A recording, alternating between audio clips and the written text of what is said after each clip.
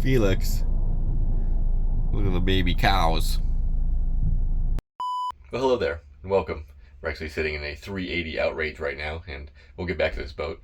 The video is going to be a little bit different today because I guess what I'm going to do is kind of just walk you through what I do all day, and being on the road is a little bit different than if you just work in the yard all day. You do a little bit different tasks. So we'll start with Monday, and my first job. I actually just left my house and went right to Tampa to take a look at a sea ray. So let's jump to it.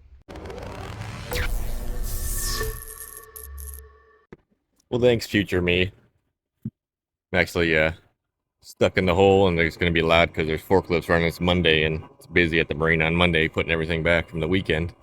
But we're actually here because I replaced this nav light up there. It's working, everything's good now. But he hit a bridge, and he wanted me to inspect, make sure what we needed to do here. This got to be re-gel coated because it's pulled out pretty good there. He nicked the antenna a little bit here. It's just a TV antenna.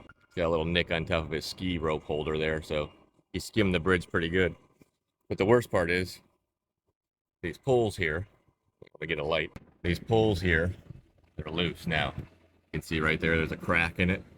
It's moving. The side source, let me show you. Let's see if we can get a little closer. It's kind of dark in here. It's moving quite a bit, so we're gonna have to fix all that. It shouldn't be moving around. My flashlight here, you can see right here too.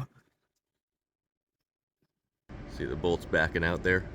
The fronts are loose too now, so those are all wathered out. We're gonna have to pull them and basically reseal them or put some kind of filler in there to get them to hold again. It looks like this one's gonna have to come in for some gel coat work. It happens. Good thing for insurance. Well, all right, that was a good one. So after looking at that one, I actually went to another boat real quick just to plug in because he didn't have an hour meter that was working on the dash to see how many hours were on this Nautic Star. So let's jump to that one. My second stop here was just to get the hours off of this Yamaha here. Got a 115 on her. She got 393 hours. Not too many for being 10 years old. Look at this house they're building over here. Looks like a nice one. Another one next door getting built. Everywhere I go, there's noise. So after that, I came back to the shop and actually left. I took half a day off because my son had an event that he had. He was in a Kiwanis club and he helped some homeless stuff and whatever. Long story short, I went to the event for him. And then the next day, I got up and I drove to Tarpon Springs, and we had to do a helm on a another Nautic Star. So let's cut to that one. It's a cool spot back here. You're in your own little protected cove. We gotta jump on this boat that's on slings here. Let's hope she stays on the slings. Let me get it uncovered here. And we gotta hook up the steering bleeder. We're gonna just replace the helm in this one. Should be pretty simple. Alright, we are hooked up to our power purge machine here, which probably a lot of people that aren't working on boats is not gonna have this, so it's not gonna do anybody any good to see what's going on here. But we're basically going to remove the fluid from our helm because I gotta take all this apart. Go inside here, you might be able to see. Yep, see that line, the big giant line right here? That's full of fluid. So what we want to do is basically evacuate this helm so I can pull these lines off right here. There's two lines there. We'll hook our fittings up, and then we hook that up. And then we use that machine that I just emptied the fluid from to refill it up, get all the air out of it. So let me get this started and we'll come back when we're steering again. Well, we got her all back together now. I've already bled out the ram back there. And we are finishing bleeding the helm here. Just letting all the rest of the air out while I clean up. Looks like we're pretty clear here. Got no more air bubbles coming onto our secondary line there. And we're steering really well.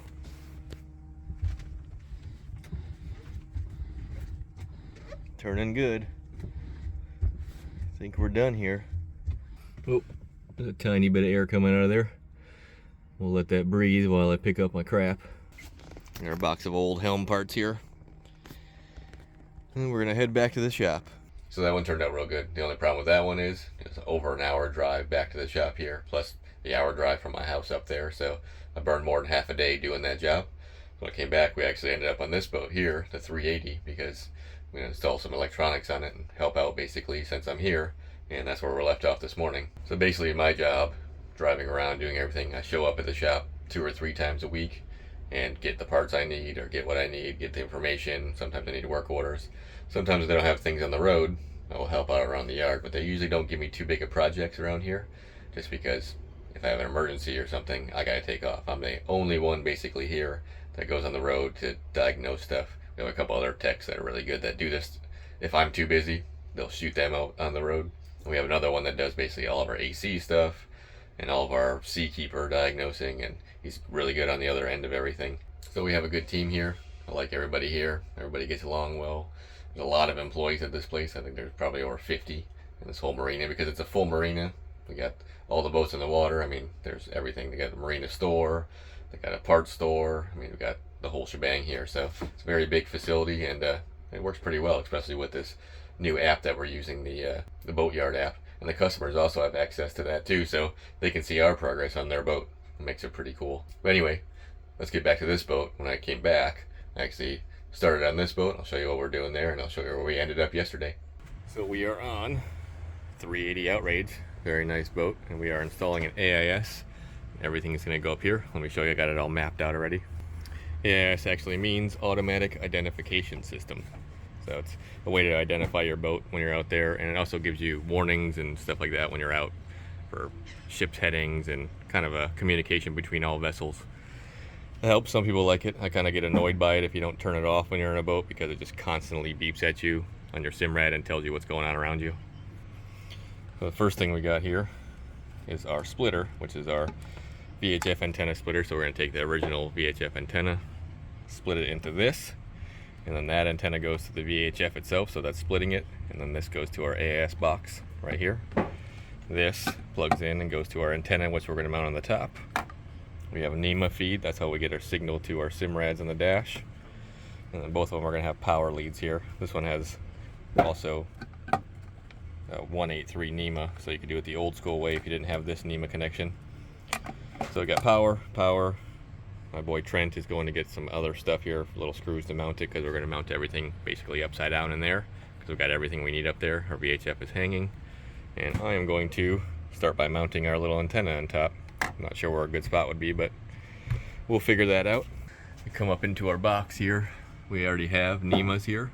We have a ground bus here, and looking at, we don't have any power up here, but looking at our giant connectors here, we have plenty of power to steal from this. So what we're going to do is cut these and re-splice them in and add our power and ground to our two components, because if you look, this little guy right here, I don't know if I can zoom in very good on this yet, 130 milliamps max. That's not even a fuse for that.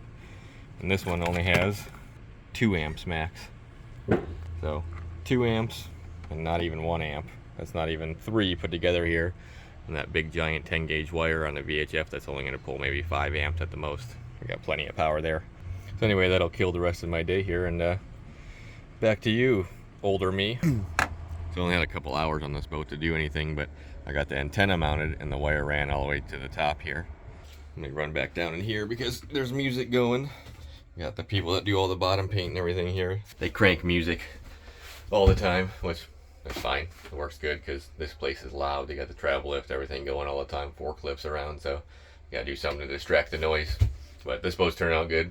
I'm actually probably not going to be the one to finish it. They got some more components ordered up there, and like I say, I get the help sometimes, but most of the time I get stuck going on the road. So right now I'm going to get ready, and I don't know if I'm going to be able to film this one because I got to go to Tierra Verde and meet the customer. We might take a boat ride, and I'm going to go over some things with him, so I'm probably not going to film it.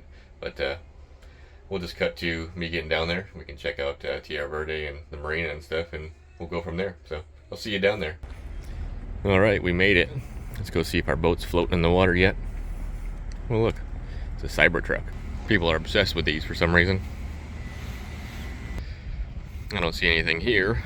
I know they're gonna have to put it in the water for us. Oh, there it is. It's a 350. It's just like the 380, but one less motor, 3 instead of 4. So I'm gonna call the customer real quick. I gotta meet him here on the boat, and we'll just cut to when I come back here and we'll figure out what happened.